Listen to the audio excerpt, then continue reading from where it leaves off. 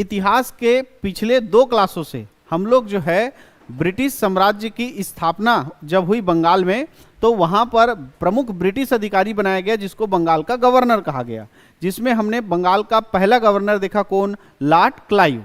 ठीक, उसके बाद जो है 1773 में रेगुलेटिंग एक्ट आया और बंगाल के गवर्नर से एक बड़ा पद बनाया गया जिसको बंगाल का गवर्नर जनरल कहा गया। और इसी कानून के तहत जो लॉर्ड वारेन हेस्टिंग है वो बंगाल का अंतिम गवर्नर और बंगाल का पहला क्या बना, गवर्नर जनरल।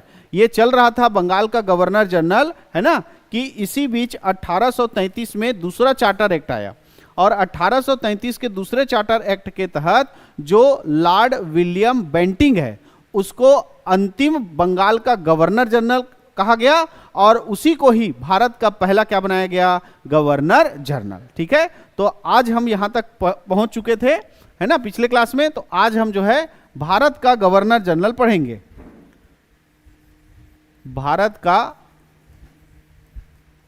गवर्नर जनरल ये किस कानून से बना है, 1833 के चार्टर एक्ट से बना है, चार्टर एक्ट के द्वारा। ठीक है, और पहला बनेगा कौन, Lord William Bentinck. Lord William Bentinck, फिर आएगा चार्ल्स मेटकाफ, फिर आएगा ऑकलैंड प्रथम, फिर आएगा आपका एलिनबर्ग प्रथम, फिर आएगा हार्डिंग प्रथम, फिर लॉर्ड डलहौजी और लॉर्ड डलहौजी के बाद आएगा कौन, लॉर्ड कैनिंग। क्लियर है, नाम मैंने पिछले क्लास में बता दिया था। तो शुरुआत करते हैं किससे, लॉर्ड विलियम बेंटिंग से। लॉर्ड विलियम बेंटिंग, ये बेंटिंग जो है 1828 में 1828 में क्या बन के आया, बंगाल का गवर्नर जनरल बन के आया। तो 1828 से 1833 तक ये क्या रहेगा, बंगाल का गवर्नर जनरल। और 1833 से फिर ये क्या बन जाएगा, भारत का गवर्नर जनरल, जो 1835 तक रहेगा, जो 1835 तक रहेगा। तो 2 कार्यकाल लिखा हूं, तो पहला कार्यकाल 1828 से 1833 तक ये क्या है, बंगाल का गवर्नर जनरल, और 1833 से वो फिर क्या बन जाएगा, भारत का गवर्नर जनरल। क्लियर है। तो जब ये आया बंगाल का गवर्नर जनरल बनकर 1828 में, तो देखा कि भारत में बहुत सारी प्रथा चल रही है, जैसे सती प्रथा चल रही है, ठगी प्रथा चल रही है, जातिवाद इतना खतरनाक चल रहा था कि जो जिन जातियों से छुआछूत का भावना रखा जाता था उनके जाति को माथे पे लिखा जाता था। इतना खतरनाक प्रथा भारत देश में क्या था, प्रचलन में था। तो इन सब पर इसने धीरे धीरे क्या लगाया, प्रतिबंध लगाया। 1829 में सती प्रथा पर प्रतिबंध लगाया। 1829 में किस पर प्रतिबंध लगाया, सती प्रथा पर प्रतिबंध लगाया। और 1830 में इसने ठगी प्रथा पर प्रतिबंध लगाया। ठगी प्रथा यदि किसी को आप लूटते हो तो उसका हिस्सा सरकार को दिया जाता था, ऐसा ठगी प्रथा पर भी क्या लगा दिया, रोक लगा दिया गया। और माथे पर जो जाति शब्द लिखा था उस पर भी इसने क्या लगा दिया, प्रतिबंध लगा दिया। क्लियर है। तो ऐसा लॉर्ड विलियम बेंटिंग ने आते ही ये 3 प्रमुख प्रथाओं पर प्रतिबंध लगाया। पहला क्या किया, सती प्रथा पर, और फिर क्या किया, ठगी प्रथा पर प्रतिबंध लगाया, और सबसे खतरनाक जो माथे पर जाति शब्द लिखा रहता था उस पर भी क्या लगा दिया, प्रतिबंध लगा दिया। क्लियर है। उसके बाद इसने देखा कि इससे पहले जो खास था वो लॉर्ड हेस्टिंग, जिसने प्रेस पर प्रतिबंध को हटा दिया था। शिक्षा और प्रेस का, समाचार पत्र का तेजी से विकास हुआ था, पुनर्जागरण उसी के समय चालू हुआ था। तो इसने देखा कि भारत में जो पद्धति चल रही है ना, पद्धति चल रही है गुरुकुल पद्धति, मदरसों में आपका इस्लाम पद्धति चल रहा है, इस्लाम धर्म के हिसाब से शिक्षा दी जाती है ना, और गुरुकुल में हिंदू धर्म के अनुसार शिक्षा दी जाती है, चल रहा है। तो सबसे पहले इस सबको बंद करो, क्या लागू करना है, अंग्रेजी शिक्षा पद्धति। क्या लागू करना है, अंग्रेजी शिक्षा पद्धति। तो कैसे लागू करना है, क्या लागू कर, जैसे कोई भी फैसला करना पड़ता है, बड़ा फैसला, जैसे अभी आप लोग सुने होंगे 8वां वेतनमान आयोग बना है करके, तो कर्मचारियों के वेतन में बढ़ोतरी करना है ना, 8वां वेतनमान लाना है, तो उसको कितना बढ़ाना है, क्या करना है, इसके लिए पहले क्या बना, आयोग बना। वैसे ही अंग्रेजों ने भारत में अंग्रेजी शिक्षा लाने के लिए पहले एक आयोग बनाया मैकाले की अध्यक्षता में। किसकी अध्यक्षता में, मैकाले की अध्यक्षता में, है ना। तो 1833 में मैकाले की अध्यक्षता में बना मैकाले आयोग। क्या बना, मैकाले आयोग। और इसी मैकाले आयोग के सिफारिश पर, इसी मैकाले आयोग की सिफारिश पर पूरे भारत में जो है शिक्षा का माध्यम किसको बना दिया गया? अंग्रेजी। यानी अब आपको शिक्षा ग्रहण करना है तो किसमें ग्रहण करना है? अंग्रेजी में ग्रहण करना है। तो अंग्रेजी को शिक्षा का माध्यम किस आयोग के तहत बनाया गया? तो किस आयोग के तहत? मैकाले आयोग के तहत बनाया गया। और मैकाले आयोग का गठन कब हुआ? 1833 में। और ये मैकाले आयोग किसके समय गठित हुआ था? तो लॉर्ड विलियम बेंटिंक के समय गठित हुआ था। तीन चीजें बन गया है ना। तो मैकाले शिक्षा का माध्यम अंग्रेजी किस आयोग की सिफारिश पर बना? तो कौन सा आयोग? मैकाले आयोग। कब गठन हुआ उसका? 1833। और किसके समय इसका गठन किया गया था? तो किसके समय गठन किया गया था? लॉर्ड विलियम बेंटिंक के समय इसका गठन किया गया था। ठीक है, याद करो लॉर्ड कॉर्नवालिस आया था, है ना, जिसने कि क्या पुलिस प्रणाली सिविल सेवा का सब शुरुआत किया था, है ना। तो उस समय क्या था? कलेक्टर का बेटा ही क्या बनेगा? कलेक्टर। बताया था ना, हाँ ऐसा था। तो इसने कहा अब ऐसा नहीं चलेगा भैया, सिविल सेवा या जो सेवा है, कोई भी कर्मचारी, जैसे सेना का बेटा सैनिक का बेटा सैनिक बनता था, बाबू का बेटा बाबू बनता था, कलेक्टर का बेटा, ऐसा चल रहा था। तो इसने कहा अब ऐसा नहीं चलेगा, सेवा में योग्यता देखी जाएगी। किसी भी सेवा का जो अधिकार है वो किससे मिलेगा? योग्यता से मिलेगा। तो योग्यता को सेवा का आधार बनाने वाला भी कौन था?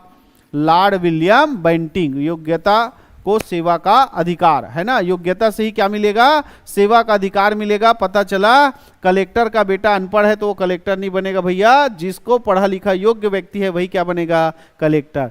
तो योग्यता को सेवा का अधिकार बनाने वाला भी कौन है? यही Lord William Bentinck. Lord William Bentinck. Clear है। इसने देखा कि भारत में लोग जो है किसके पास जाते हैं इलाज कराने के लिए? वैद्यराज जी, आयुर्वेदिक पद्धति से इलाज होता है? नहीं, मॉडर्न चिकित्सा यहां पे लाना होगा। ऐसा करके इसी लॉर्ड विलियम बेंटिंक के कार्यकाल में ही 1835 में भारत में पहला मेडिकल कॉलेज खुला। प्रथम मेडिकल कॉलेज, पहला मेडिकल कॉलेज। तो पहला मेडिकल कॉलेज कब स्थापित हुआ है? 1835 में स्थापित हुआ। कहां? कलकत्ता में, छुगदान में नहीं। कहां स्थापित हुआ है? हाँ, हमरो यहाँ मेडिकल है, हॉस्पिटल बने भैया छुगदान में, है ना। तो पहला मेडिकल कॉलेज जो है वो कहाँ स्थापित हुआ? कलकत्ता में स्थापित हुआ। कब स्थापित हुआ? 1835 में। तो पहला मेडिकल कॉलेज यानी भारत में MBBS की डिग्री मिलना कब से चालू हुआ होगा? 1835। उससे पहले डॉक्टरी नहीं, उससे पहले क्या होता था? वैद, है नहीं, बस जड़ी बूटी, एक पत्ता वो पत्ता सब मिला के पियाया जाता था, वो वैद, है ना। उसमें भी अच्छा फायदा होता है। लेकिन जो आधुनिक मेडिकल यानी डॉक्टरों की पढ़ाई के लिए, डॉक्टर बनाने के लिए भारत में पहला मेडिकल कॉलेज कब खुला? कहां खुला? हाँ देखो क्वेश्चन कैसे बनते जाएगा। भारत का पहला मेडिकल कॉलेज कब खुला? 1835। कहां खुला? कलकत्ता। किसके समय खुला? Lord William Bentinck. किसके समय खुला? Lord William Bentinck. अब यही जो चीज है पहले एक एक लाइन में पूछा जाता था। जैसे अभी मैं क्वेश्चन किया ना कि भारत का पहला मेडिकल कॉलेज कब खुला, 4 ऑप्शन दे दिया जाता था, मार देते थे 1835। लेकिन अब इसको ना कूट में पूछा जाता है, निम्न में से लॉर्ड विलियम बेंटिंक के समय कौन सा सत्य है या असत्य है, ऐसे करके। तो इसीलिए सारा चीज का जानकारी अलग अलग। सिविल सेवा का शुरुआत हुआ क्या? तो सिविल सेवा की शुरुआत इसके समय नहीं हुआ है। किसके समय हुआ है? Lord Cornwallis. इसने सेवा का अधिकार किसको बनाया? योग्यता को, है ना। न्यायालय की शुरुआत किसके समय हुई? आधुनिक न्यायालय की शुरुआत लॉर्ड वारेन हेस्टिंग 1774 या 1700 कौन सा था? 74 तो था रे, 73 रेगुलेटिंग एक्ट के तहत 1774 में कलकत्ता में पहला सर्वोच्च न्यायालय की क्या हुई? स्थापना हो। ऐसा ये अब कूट में पूछा जा रहा है, ठीक है। लेकिन हम सब चीज को एक एक करके एक एक लाइन में याद करेंगे तभी तो कूट वाला क्वेश्चन बनेगा, है ना। तो पहला मेडिकल कॉलेज जो है 1835 में कलकत्ता में किसके समय स्थापित हुआ? लॉर्ड विलियम बेंटिंक के समय क्या हुआ? स्थापित हुआ। क्लियर है। इसी के समय ही याद करो एक राजा था शेर शाह सूरी, है ना। शेर शाह सूरी, उसने आगरा से कलकत्ता के लिए एक रोड बिछाया था, बनवाया था, है ना, उसी रोड का इसने पुनर्निर्माण कराया, जिसको grand truck road, GT road कहा जाता है। क्या कहा जाता है? जीटी रोड कहा जाता है, ग्रांड ट्रक रोड। तो ग्रांड ट्रक रोड का पुनर्निर्माण कराने वाला गवर्नर जनरल कौन था? तो वो भी कौन था? Lord William Bentinck. कौन था? Lord William Bentinck. क्लियर है? इसने सब चीज चालू किया, केवल एक चीज को बंद कर दिया, जो जगह जगह जाकर न्याय करते थे, यानी मोबाइल कोर्ट जो कॉर्नवालिस ने चालू किया था, उसको बंद कर दिया किसने? लॉर्ड विलियम बेंटिंक ने। तो लॉर्ड विलियम बेंटिंक ने जो है मोबाइल कोर्ट को क्या कर दिया? बंद कर दिया। तो मोबाइल कोर्ट को बंद करने वाला कौन था? गवर्नर जनरल पूछेगा तो कौन है? Lord William Bentinck. क्लियर है? तो लॉर्ड विलियम बेंटिंक 1828 से लेकर 1833 तक बंगाल का गवर्नर जनरल रहा, और जब 1833 से ये भारत का गवर्नर जनरल बना 1835 तक, तो उसने बहुत सारे काम किए। इसने शुरुआत की 1829 में सती प्रथा पर प्रतिबंध लगा दिया, 1830 में ठगी प्रथा पर प्रतिबंध लगा दिया, और जाति शब्द खुदवाने के प्रथा पर भी इसने क्या लगाया था? प्रतिबंध लगाया था। इसी के समय 1833 में मैकाले आयोग का गठन किया गया, और इसी के रिपोर्ट के आधार पर पूरे भारत में शिक्षा का माध्यम किसको बना दिया गया? अंग्रेजी को, है ना। तो शिक्षा का माध्यम अंग्रेजी किस आयोग की सिफारिश पर बना है? मैकाले आयोग की सिफारिश पर बना है। इसी ने ही सेवा का अधिकार के लिए किसका निर्धारण किया? योग्यता का निर्धारण किया। और इसी के समय ही 1835 में जो है पहला मेडिकल कॉलेज खुला, कहाँ? कलकत्ता में। और इसी ने ही जीटी रोड का क्या किया? पुनर्निर्माण किया, और इसी ने ही मोबाइल कोर्ट को क्या कर दिया? बंद कर दिया। क्लियर है? अब इसका 1835 में कार्यकाल क्या हो गया? खत्म हो गया, समाप्त हो गया, तो चला गया बेचारा, रिटायरमेंट हो गया, तो जी थोड़ी रहेगा, है नहीं।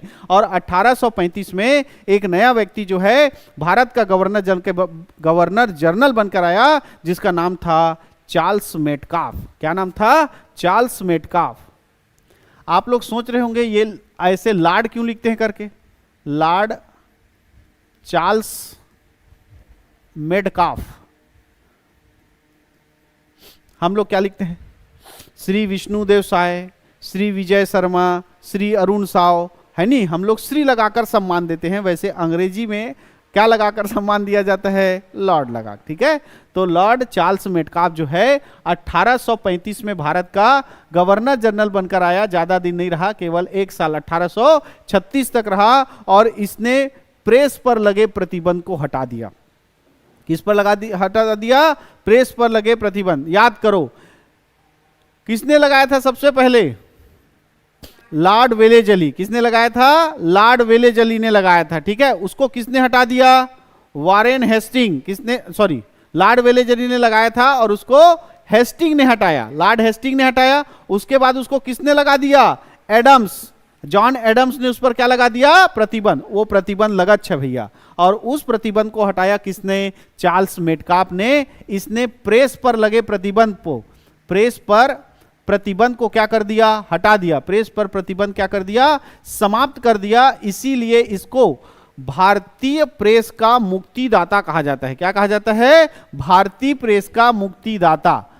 भारतीय प्रेस का मुक्तिदाता, क्योंकि इसके बाद अब कोई भी जो है प्रेस पर प्रतिबंध नहीं लगाएगा।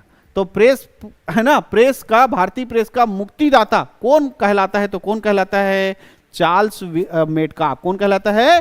Charles Metcalfe. समझ में आया? तो चार्ल्स मेटकाफ एक ही साल के लिए भारत का गवर्नर जनरल रहा, और भारत के इतिहास में नाम छोड़ के चला गया, क्योंकि इसको क्या कहा जाता है? भारतीय प्रेस का मुक्तिदाता। भारतीय प्रेस का मुक्तिदाता। क्लियर है? उसके बाद आया ऑकलैंड प्रथम। कौन आया? ऑकलैंड प्रथम, है ना। उसके बाद आया कौन? ऑकलैंड प्रथम। ऑकलैंड प्रथम, ऑकलैंड प्रथम। ये 1836 में आएगा। कब आएगा? 1836। तो अभी जो जीटी रोड है, जिसको शेरशाह सूरी ने बनाया था, उस शेरशाह सूरी के द्वारा बनाए गए कलकत्ता से आगरा, है ना, और आगरा से मुंबई, ये किसने बनाया उसको पुनर्निर्माण? अभी पढ़ा है ना, लॉर्ड विलियम बेंटिंक। अब वो फिर टूट फूट गया, तो उस जीटी रोड का फिर से पुनर्निर्माण किसने कराया था? ऑकलैंड प्रथम ने। तो जीटी रोड का पुनर्निर्माण किसने कराया था? जीटी रोड का पुनर्निर्माण। इसको क्या बोलेंगे? निर्माण। ये अंग्रेजों में इसने क्या किया था? निर्माण किया था, है ना। जीटी रोड कह सकते हैं, या ये कह सकते हैं कलकत्ता से आगरा, कलकत्ता से आगरा और आगरा से मुंबई, ये जो रोड है, है ना, कलकत्ता से आगरा वाला कहलाता है जीटी रोड, है ना। इस रोड को पहले किसने बनाया था? शेरशाह सूरी ने। तो उसको वो बनाया था बेचारा, वो जंगल वंगल था उसको काट के उसने रोड बनाया। उस रोड का डामरीकरण इसने कराया। किसने? लॉर्ड विलियम बेंटिंक ने। तो मतलब इसने निर्माण कराया। अब उसका पुनर्निर्माण किस वायसराय या गवर्नर जनरल के द्वारा किया गया? तो कौन है? ऑकलैंड प्रथम। किसके द्वारा किया गया? ऑकलैंड प्रथम के द्वारा किया गया, है ना। किसके शुरुआत? जीटी रोड का पुनर्निर्माण। जीटी रोड का पुनर्निर्माण जो है किस गवर्नर जनरल के द्वारा किया गया? तो कौन है? ऑकलैंड प्रथम। और यही ऑकलैंड प्रथम है जिसने भारत में एक नए प्रणाली की शुरुआत की, जो था डाक प्रणाली, यानी संदेश को एक जगह। अब देखो क्या होता था, अंग्रेजी सेना में सब भारतीय भर्ती हो गए, तो किसी का ड्यूटी कहीं और लगा है, किसी का और कहीं लगा है। तो राजा महाराजा लोग दूत के द्वारा जो रहते थे ना, अपना संदेश दूसरे के द्वारा पहुंचा, लेकिन वो सेना में भर्ती हो अपना संदेश कैसे भेजवाएगा? तो इसी को देखते हुए एक सेवा चालू की गई जिसका नाम क्या था? डाक प्रणाली। तो डाक प्रणाली की शुरुआत किसके समय हुआ है? तो डाक प्रणाली की शुरुआत हुआ है किसके समय? ऑकलैंड प्रथम के समय। डाक प्रणाली की शुरुआत किसके समय हुआ है? ऑकलैंड प्रथम के समय हुआ है। क्लियर है? अब देखो साम्राज्य विस्तार अभी भी चल रहा है। तो अफगान जो है वो अंग्रेजों से के दूर था। अंग्रेज अफगान अलग चल रहा था। अंग्रेज लोग धीरे धीरे अफगानिस्तान वाला ना, देखो भारत जो है पहले कहां शुरुआत किए? बंगाल से। अंग्रेज लोग भारत में कब्जा करना कहां चालू किए? बंगाल से। फिर दक्षिण भारत, उत्तर भारत, फिर पाकिस्तान, इधर से आगे बढ़ते बढ़ते कहां पहुंच रहे हैं आप? अफगान। तो इसी के समय आंग्ल अफगान युद्ध हुआ था 1839 से 1842 के बीच। 1839 से 1842 के बीच क्या युद्ध हुआ था? आंग्ल अफगान युद्ध। आंग्ल अफगान युद्ध। तो आंग्ल अफगान युद्ध किसके समय हुआ था? तो किसके समय हुआ था? ऑकलैंड प्रथम के समय हुआ था 1839 से 1842 के बीच। और ये आया था 1836 में, जो चला गया कब? 1844 में। समझ में आया ऑकलैंड प्रथम? तो ऑकलैंड प्रथम 1836 में आया। 1836 में आकर पहले इसने क्या किया? जीटी रोड का पुनर्निर्माण कराया। इसी ने डाक प्रणाली की क्या की? शुरुआत की। और इसी के समय ही 1839 से 42 के बीच क्या हुआ? आंग्ल अफगान युद्ध हुआ। और इस तरह अफगान जो है वो किस में शामिल हो गया? ब्रिटिश साम्राज्य में शामिल हो गया। क्लियर है? अब 42 है ना, ये 44 नहीं, क्या है? 42 है। ठीक। अब 42 में ये चला गया, 1836 से 1842 में चला गया। उसके बाद भारत का गवर्नर जनरल बनकर आएगा एलिनबर प्रथम। कौन आएगा? एलिनबर प्रथम। तो लॉर्ड एलिनबर प्रथम कब आएगा? 1842 में। 2 साल रहेगा, 44 तक चला जाएगा। लॉर्ड एलिनबर प्रथम। ठीक है। इसी लॉर्ड एलिनबर प्रथम के समय 1843 में दास प्रथा का अंत हुआ। 1843 में किसका अंत हुआ? दास प्रथा का अंत हुआ, है ना। दास प्रथा का अंत कर दिए। देखो प्रयास जो है वो किसने किया था? लॉर्ड कॉर्नवालिस ने। किसने किया था? लॉर्ड कॉर्नवालिस ने प्रयास किया था कि दास प्रथा का क्या हो? अंत हो। लेकिन किसी भी तरह का आधिकारिक कानून नहीं लाया गया था। आधिकारिक रूप से कानून लाकर दास प्रथा को समाप्त करने वाला कौन था? लॉर्ड एलिनबर प्रथम। कौन था? लॉर्ड एलिनबर प्रथम। और इसी के समय ही सिंध प्रांत, देखो अफगान तक चले गए थे, अफगान के बाद क्या बच गया था? सिंध बच गया था। उस सिंध को भी इसी एलिनबर प्रथम के समय ब्रिटिश साम्राज्य में क्या कर दिया गया? मिला दिया गया। तो 1843 में सिंध प्रांत जो है वो जो किस में शामिल हो गया? ब्रिटिश प्रांत में शामिल हो गया। ये 2 प्रमुख घटनाएं जो है एलिनबर प्रथम के समय हुआ है। क्लियर है? और हार्डिंग प्रथम, जिसका शुक्रिया अदा करना है आप लोगों को, अगला क्या बन के आएगा? भारत का गवर्नर जनरल। क्यों करना है अभी देखना। लॉर्ड हार्डिंग प्रथम। ठीक है। ये 1844 में भारत का क्या बन के आया? गवर्नर जनरल बनकर आया, है ना। हार्डिंग प्रथम जो है भारत का गवर्नर जनरल बनकर आया 1844 में। तो इसने देखा भारत के लोग रोज रोज कमाते हैं, रोज रोज काम कर रहे हैं, है ना, किसी दिन छुट्टी नहीं मिल रहा है। तब यही वो व्यक्ति था जिसने कहा कि प्रत्येक रविवार को क्या रहेगा? छुट्टी रहेगा। तो प्रत्येक रविवार को अवकाश छुट्टी घोषित करने वाला कौन था? हार्डिंग प्रथम। अगर ये हार्डिंग प्रथम रविवार को छुट्टी घोषित नहीं किया होता तो स्कूल कॉलेज पूरा 7 के 7 दिन लगे रहते, तुम लोग मरते रहते कब छुट्टी मिली, रोज बहाना मारते फिर, है ना। तो यही हार्डिंग प्रथम है जिसके कारण रविवार को क्या घोषित किया गया? छुट्टी घोषित किया गया, है ना। और इसी ने ही नर बलि प्रथा पर भी क्या लगाया था? रोक लगाया था। क्लियर है। तो इसी के कार्यकाल में नर बलि प्रथा भी क्या हुई थी? समाप्त हुई थी। ये 4 साल बाद यानी 1848 में चला गया। ठीक है, तो 1848 में चला गया। अभी तक जितना क्या पढ़े हो गवर्नर जनरल भारत के, सबसे पहले लॉर्ड विलियम बेंटिंक, फिर चार्ल्स मेटका, फिर आया कौन? ऑकलैंड प्रथम, फिर आया एलिनबर्ग प्रथम, और अभी पढ़े किसको? लॉर्ड हार्डिंग प्रथम। अब इन सब के बराबर काम करने के लिए आएगा लॉर्ड डलहौजी। कौन आएगा? लॉर्ड डलहौजी। लॉर्ड डलहौजी कब आएगा? 1848 में। और यही आग लगा के जाएगा बेईमान पूरा 1856 में, तभी होगा 1857 की क्रांति।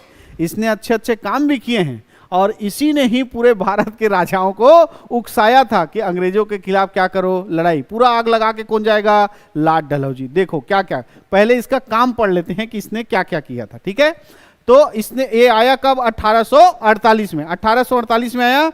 इसने 1851 में टेलीग्राम सेवा की शुरुआत की, है ना। टेलीग्राम सेवा की, टेलीफोन नहीं, क्या बोल रहा हूं? टेलीग्राम, है ना। तो टेलीग्राम सेवा की शुरुआत की 1851 में। इसने टेलीग्राम सेवा की शुरुआत की कलकत्ता से आगरा के बीच, कलकत्ता से आगरा के बीच, है ना। तो टेलीग्राम सेवा की शुरुआत आगरा और कलकत्ता, आगरा से कलकत्ता के बीच टेलीग्राम सेवा की शुरुआत कब हो गया? 1851।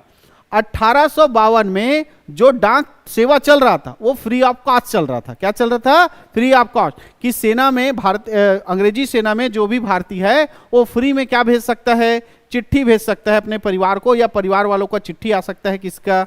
सैनिकों को। ऐसा करके फ्री में चल रहा था। लेकिन इसने 1852 में भारत का पहला डाक टिकट जारी किया। अब फ्री में नहीं जाएगा भैया, उसमें क्या चिपकाना पड़ेगा? टिकट चिपकाना पड़ेगा। तो पहला डाक टिकट कब जारी हुआ? 1852 में। कब जारी हुआ? 1852 में। क्या जारी हुआ? डाक टिकट।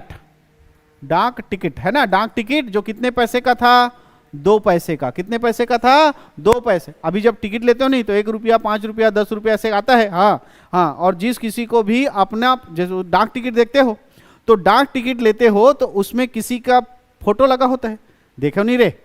हाँ, नहीं है तो डाक टिकट जाके लेना आज और देखना, उसमें इंदिरा गांधी का, सरदार वल्लभ भाई पटेल का, है नहीं, महात्मा गांधी का फोटो लगा रहता है नहीं, तो उसमें आपका भी फोटो लग सकता है।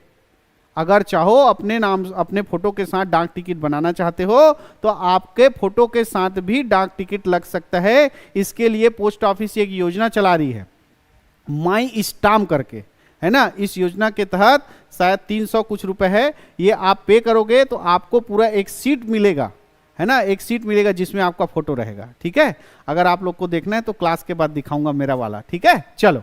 तो 1852 में डाक टिकट जारी किया। कितने पैसे का? 2 पैसे का, है ना। इसको पेनी पोस्टेज कहा गया। क्या कहा गया? पेनी पोस्टेज कहा गया। और ये कराची से जारी हुआ था। कहां से जारी हुआ था? कराची से, है ना। तो देखो, डाक सेवा की शुरुआत किया किसने? ऑकलैंड प्रथम ने। डाक सेवा की शुरुआत किसने किया? ऑकलैंड प्रथम। लेकिन डाक टिकट की शुरुआत करने वाला कौन था? लॉर्ड डलहौजी। और कितने पैसे का डाक टिकट जारी किया? 2 पैसे का, जिसको क्या कहा जाता था? पेनी पोस्टेज। और कहां से जारी किया था? कराची से। क्लियर है। 1851 में टेलीग्राम सेवा, 1852 में क्या हो गया? डाक टिकट, है ना। और 1853 कहा खाली जाएगा जी? हाँ, 1853। ये वही व्यक्ति है जिसने 1853 के 16 अप्रैल को रेलगाड़ी चलाया।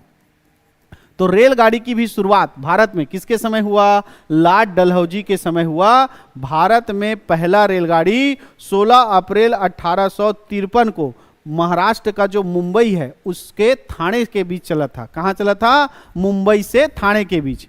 तो मुंबई से थाने के बीच जो है भारत का पहला रेल चला था 16 अप्रैल 1853 को, किसके समय? लॉर्ड डलहौजी के समय। तो अच्छे का ऐसे याद करना, 1851 में टेलीग्राम, 52 में डाक टिकट, 53 में रेलगाड़ी, 53 में रेलगाड़ी, ठीक है। और इसी समय ही जब ये रेलगाड़ी चला ना, तो रेलगाड़ी देखो विश्व में हो, भारत में हो, छत्तीसगढ़ में हो, रेल की शुरुआत अगर हुई है तो वो है कपड़े के कच्चा माल को लाने और ले जाने के लिए, है ना। 1825 में सबसे पहले रेलगाड़ी चला था कहाँ? ब्रिटेन में, है ना, लिवरपूल से मैनचेस्टर के बीच। भारत में पहला रेल चला 1853 में मुंबई से थाने के बीच, और छत्तीसगढ़ में पहला रेल चला है नागपुर से राजनांदगांव के बीच। हमारा राजनांदगांव छत्तीसगढ़ का सबसे पुराना रेलवे स्टेशन है, पता है? जाओगे तब दिखेगा, पुराना दिखता है बेचारा, ठीक है। तो 1853 में भारत का क्या चला? पहला रेल चला मुंबई से किसके बीच? थाने के बीच। और इसी समय ही भारत में पहला उद्योग लगा जिसका नाम था वीविंग एंड स्पिनिंग मिल। क्या नाम था? Weaving and spinning mill, weaving and spinning mill, है ना। वीविंग एंड स्पिनिंग मिल ये कहाँ स्थापित हुआ? मुंबई में स्थापित हुआ। तो रेल चालू हो गया, उद्योग चालू हो गया लॉर्ड डलहौजी के समय, ठीक है। और इसी ने ही देखो क्या हुआ, मैकाले ने शिक्षा को माध्यम तो बना दिया, लेकिन उससे परेशानी आना चालू हो गया, क्योंकि सबके सब कैसे थे? हिंदी मीडियम वाले थे। अब क्या हो गया? अंग्रेजी मीडियम। तो अचानक से हिंदी वाले को अंग्रेजी में डालोगे तो प्रॉब्लम आएगा नहीं। तो इसने शिक्षा में सुधार करने के लिए, है ना, एक और आयोग का गठन किया जिसे चार्ल्स वुड की नेतृत्व में बनाया गया, है ना। तो चार्ल्स वुड, इसके नेतृत्व में एक आयोग का गठन किया गया 1853 में। और इस चार्ल्स वुड के नेतृत्व में जो आयोग बना था, है ना, शिक्षा आयोग बना था, उसने क्या किया? अपना रिपोर्ट सौंपा, है ना। उसको क्या रिपोर्ट सौंपा? तो उसको शिक्षा का क्या कहा गया? Magna carta. शिक्षा का मैग्ना कार्टा। तो शिक्षा का मैग्ना कार्टा किसके रिपोर्ट को कहा जाता है? चार्ल्स वुड के रिपोर्ट को कहा जाता है, जो 1853 में गठित हुआ था। किसके समय? लॉर्ड डलहौजी के समय। क्लियर है। तो 1853 में इसने शिक्षा के लिए आयोग बनाया, जिसका चार्ल्स वुड के नेतृत्व में, जिसको शिक्षा का क्या कहा जाता है? Magna carta. क्लियर है। मैग्ना कार्टा मतलब होता है जैसे हमको मौलिक अधिकार मिले हैं, अधिकार, तो उसी तरह जब किसी भी रिपोर्ट से, किसी भी कानून से अधिकार मिलता है किसी को, तो उसको क्या कहा दिया जाता है? मैग्ना कार्टा कहा दिया जाता है, ठीक है। तो इसको शिक्षा का क्या कहा गया? मैग्ना कार्टा कहा गया। कुल मिला के जो हम लोग बोलते हैं ना अधिकार, वही अंग्रेजी शब्द में क्या कहलाता है? मैग्ना कार्टा, ठीक है। चलो, तो ये हो गया 1851 में टेलीग्राम सेवा, 52 में डाक टिकट है, 53 में रेलगाड़ी है, उद्योग है, और ये शिक्षा का मैग्ना कार्टा। 1854 में यही व्यक्ति है जिसने PHE, है ना, PHE लोक निर्माण विभाग, सॉरी हाँ, लोक निर्माण विभाग PHE, PWD बोलते हैं क्या? PHE, है ना। PHE लोक निर्माण विभाग का क्या किया? गठन किया, है ना। PHE लोक निर्माण विभाग का गठन किया। यही वो व्यक्ति है जिसने PSC लोक सेवा आयोग का गठन किया कि यदि किसी भी व्यक्ति को क्या बनना है?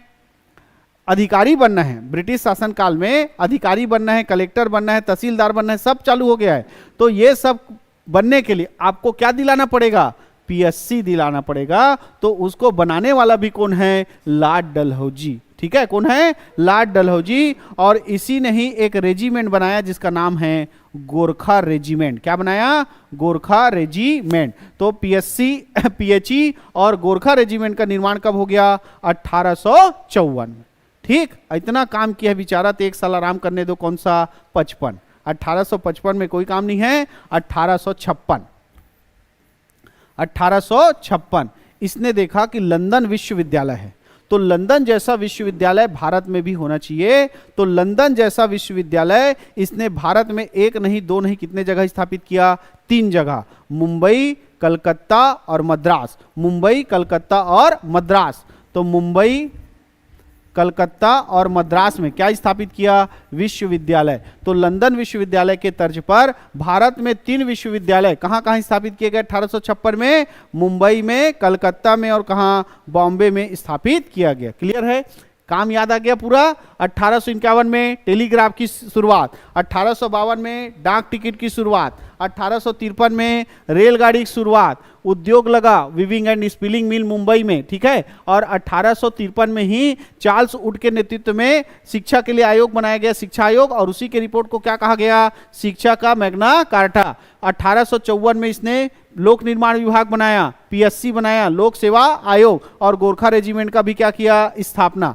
55 में कुछ नहीं किया। 1856 में इसने लंदन विश्वविद्यालय के तर्ज पर मुंबई में, कलकत्ता में और मद्रास में क्या खोला, विश्वविद्यालय। क्या खोला, विश्वविद्यालय, ठीक है। इसके अलावा इसने जो तोप खाना था, अंग्रेजों का जो तोप खाना था वो कहां था, मुर्शिदाबाद में। कहां था, मुर्शिदाबाद। उसको ट्रांसफर कर दिया मेरठ, है ना। तोप खाने का मुख्यालय, तोप खाना को कहां ट्रांसफर कर दिया, मुर्शिदाबाद। मुर्शिदाबाद से कहां ट्रांसफर कर दिया, मेरठ, ठीक। और जो सेना का मुख्यालय था, सेना का मुख्यालय ये होता था कलकत्ता में। सेना का मुख्यालय कहां होता था, कलकत्ता, है ना। सेना का मुख्यालय कहां होता था, हाँ कलकत्ता में होता था। तो कलकत्ता थोड़ा गर्मी लगता है भैया, ऐसा करके इन लोग ठंडी जगह में चले गए, कहां, शिमला, है नहीं। तो कलकत्ता को जो सेना का मुख्यालय था उसको ट्रांसफर करके कहां शिफ्ट कर दिए, शिमला। और जो तोप खाने का मुख्यालय था उसको मुर्शिदाबाद से कहां ट्रांसफर कर दिए, कहां ट्रांसफर कर दिए, मेरठ। क्लियर है। देखो 1813 में चार्टर एक्ट आया था, 20 साल बाद 1833 में चार्टर एक्ट। तो 1853 में भी तो आया होगा चार्टर एक्ट, 1853 में भी क्या आया होगा, चार्टर एक्ट। और इस 1853 के चार्टर एक्ट के तहत है ना, जो जनरल लेफ्टिनेंट एक्ट पारित किया गया, इसमें सैनिकों को विदेश में भी क्या करना था, सेवा देना था। 1853 का जो चार्टर एक्ट आया, इसमें एक कानून पास किया गया जिसके तहत अब जो अंग्रेजी सेना में कौन भर्ती होगा, भारत के लोग भर्ती होंगे, तो उसको भारत के अलावा भैया दूसरे देश में भी जाकर क्या करना पड़ेगा, अपना सेवा देना पड़ेगा, है नहीं। जैसे मान लो कोई कंपनी है, कोई कंपनी है, उस कंपनी में आपकी भर्ती होती है। अब वो कंपनी कहाँ, जैसे छिकदान का कोई कंपनी है, अब वो कंपनी लगा है रायपुर में। अब उस कंपनी में आपकी भर्ती हो गई तो आपको छिकदान छोड़ के कहाँ जाना पड़ेगा, रायपुर। तो वैसी ब्रिटिश सेना में जो भारतीय लोग क्या होते थे, भर्ती होते थे, तो उनको सेवा देने के लिए कहाँ जाना पड़ेगा, विदेश। और उस समय ये माना जाता था कि समुद्र पार के विदेश जाना थोड़ा सा ठीक नहीं होता है, पाप होता है, ऐसा वैसा मान्यता प्रचलित थी। तो इससे सेना क्या हो गए, नाराज हो गए। इससे सेना क्या हो गए, नाराज हो गए, ठीक। नाराजगी का पहला कारण। और नाराजगी का सबसे बड़ा कारण था 1848 में, जैसे ही ये आया था। कब आया था लॉर्ड डलहौजी, 1848 में। ये 1848 में जब आया था तो इसने एक, जैसे उसने क्या किया था, लॉर्ड वेलेस्ली ने सहायक संधि लाया था, वैसे इसने हड़प नीति लाया था। हड़प नीति क्या था, ये हड़प नीति, तो जो रियासत या जो क्षेत्र कभी मुगल और मराठाओं के अधीन नहीं रहा है, जो रियासत कभी मुगल और मराठाओं के अधीन नहीं रहा है ना, जहां पर मुगल और मराठा शासन नहीं किए हैं, उसको छोड़कर शेष रियासत पर यह नीति लागू होगा। समझो पहले, जैसे मान लो छुईकदान है, छुईकदान पर मराठा या मुगल का क्या था, शासन नहीं था, तो इस पर हड़प नीति क्या होगा, लागू होगा। अगर मान लो खैरागढ़ है, खैरागढ़ भी रियासत है, और उस खैरागढ़ में मुगल और मराठाओं का शासन था, तो उस पर हड़प नीति लागू नहीं होगा। समझ में आया। जहां पर क्या नहीं था, मुगल और मराठाओं का शासन नहीं था, उनको छोड़कर शेष रियासतों पर यह क्या होगा, लागू होगा। यानी ये कह सकते हैं कि जहां पर मुगल और मराठाओं का शासन था वहां पर यह लागू होगा, जो उनके अंडर थे, ठीक। ये लागू कहां होगा, समझ में आ गया। अब था क्या, तो जिस रियासत में जो मुगल और मराठाओं के अधीन नहीं था, उनको छोड़कर राजा रहेंगे, और उस राजा की मृत्यु अगर बिना बेटे के हो जाती है, निसंतान, बिना बेटे के क्या हो जाती है, मृत्यु हो जाती है, तो उस राजा का एक ही बेटा होगा, और वो कौन होगा, लॉर्ड डलहौजी। ऐसा करके वो पूरा रियासत को किसमें मिला लेता था, ब्रिटिश साम्राज्य में मिला लेता था। ऐसा था हड़प नीति। समझ में आया, हड़प नीति। जिस राजा का कोई बेटा नहीं हुआ तो उसको गोद वोद नहीं लेना है भैया, जैसे रानी लक्ष्मीबाई की पति की मृत्यु बिना बेटे का हुआ था, तो उसने अपने बेटे को गोद लिया था, उसको राजा घोषित किया, तो उसी के कारण वो युद्ध हुआ था। जैसे हमारे छत्तीसगढ़ में मराठा साम्राज्य चल रहा था, मराठा साम्राज्य, और रघुजीत तृतीय नाम का राजा हुआ था, और उसकी भी बिना बेटे की निसंतान क्या हो गई, मृत्यु हो गई। तो इसी हड़प नीति के तहत भी हमारा छत्तीसगढ़ कहाँ गया था, ब्रिटिश साम्राज्य में गया था, है नहीं, कहाँ दूसरा भरजाबी जी, हमारा छत्तीसगढ़ खुद गेरी से, है कि नहीं। हाँ, तो इसी हड़प नीति के तहत ही जिस राजा का कोई बेटा नहीं होता था, उत्तराधिकारी नहीं होता था, तो डायरेक्ट उसको किसमें मिला लिया जाता था, ब्रिटिश साम्राज्य। इसी नीति को क्या कहा जाता है, हड़प नीति, जो 1848 में किसके द्वारा लाया गया था, लॉर्ड डलहौजी के द्वारा लाया गया था। और ऐसा नीति लाकर सबसे पहले लॉर्ड डलहौजी ने सतारा रियासत को ब्रिटिश साम्राज्य में मिलाया था। याद करो, जब हम सहायक संधि पढ़े थे तो सहायक संधि अपनाने वाला पहला रियासत कौन सा था, हैदराबाद। और इस हड़प नीति के तहत पहला रियासत कौन सा हुआ, सतारा, जो ब्रिटिश साम्राज्य में क्या किया गया, शामिल किया गया। ठीक है, सतारा के बाद जैतपुर, जैतपुर के बाद संबलपुर, संबलपुर के बाद बघाट, और बघाट के बाद उदयपुर, और उदयपुर के बाद झांसी।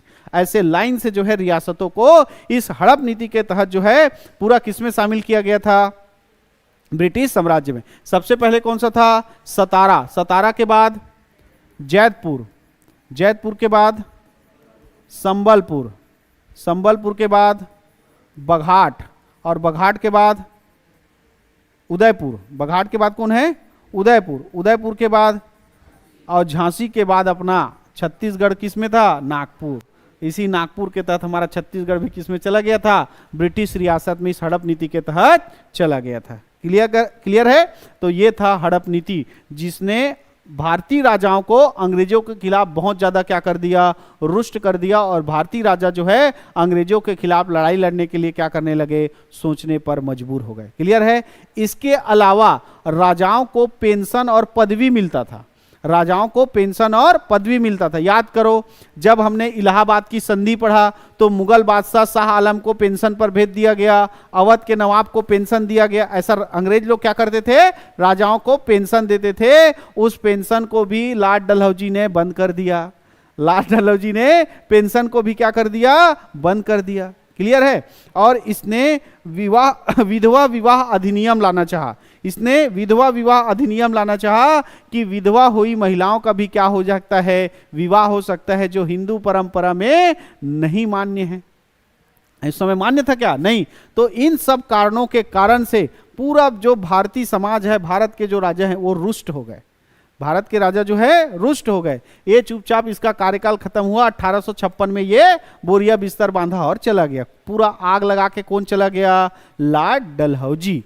और लॉर्ड डलहौजी के जाने के बाद 1856 में कौन आएगा, लॉर्ड कैनिंग। कौन आएगा, लॉर्ड कैनिंग। ठीक है, लॉर्ड कैनिंग आया, और लॉर्ड कैनिंग ने क्या कर दिया, लॉर्ड कैनिंग आया और लॉर्ड कैनिंग ने विधवा पुनर्विवाह अधिनियम को लागू कर दिया।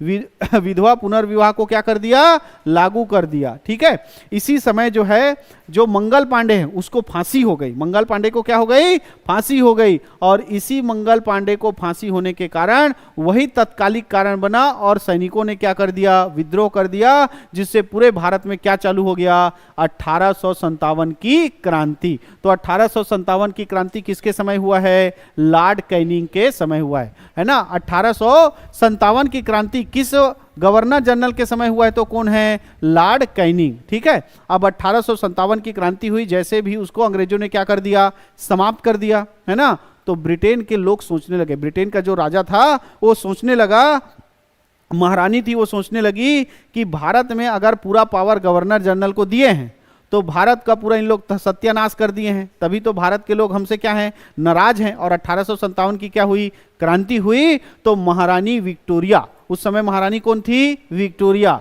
अगर हमारे देश की होती तो हम लोग बोलते महारानी विक्टोरिया बाई। ठीक है, कौन होती, महारानी विक्टोरिया, महारानी विक्टोरिया। इन्होंने एक आदेश जारी किया जिसे महारानी विक्टोरिया का क्या कहा जाता है, घोषणा कहा जाता है 1858 में। 1858 में। तो 1857 की क्रांति के बाद महारानी का क्या आया? घोषणा पत्र। महारानी का क्या आया? घोषणा पत्र। और इस घोषणा पत्र में कहा गया कि अब जो है board of director, board of control जो कंपनी के हिसाब से भारत में व्यापार और प्रशासन को चलाती थी, उस सब को क्या कर दिया जाएगा? समाप्त। और भारत में जो प्रमुख अधिकारी होगा भारत का गवर्नर जनरल, उसको भी क्या कर दिया जाएगा? समाप्त। और एक नया पद बनाया जाएगा जिसका नाम है भारत का वायसराय। क्या नाम था? भारत का वायसराय, है ना। भारत का वायसराय जो भारत में प्रमुख होगा, और ये जो है सीधा किसको रिपोर्ट देगा? भारत सचिव को। किसको रिपोर्ट देगा? भारत सचिव को। और वो भारत सचिव कहां बैठा रहेगा? इंग्लैंड में। और भारत सचिव को पूरा भारत के बारे में, रानी का क्या होगा, राजा का जो वहां का प्रमुख है उसका पूरा अधिकार होगा, वो भारत के लिए फैसला ले सकता है। ऐसे पद का क्या किया गया? निर्माण किया गया। तो इस घोषणा पत्र से क्या समाप्त हो गया? भारत के गवर्नर जनरल का पद क्या हो गया? समाप्त हो गया। तो भारत का अंतिम गवर्नर जनरल कौन होगा? Lord Canning. कौन होगा? Lord Canning. और इसी लॉर्ड कैनिंग को ही भारत का क्या बना दिया जाएगा? वायसराय। क्या बना दिया जाएगा? वायसराय। तो भारत का पहला वायसराय कौन होगा? Lord Canning. क्लियर है? तो अब भारत का गवर्नर जनरल खत्म हो गया। कल से पढ़ेंगे क्या? भारत का वायसराय। आज के लिए इतना ही।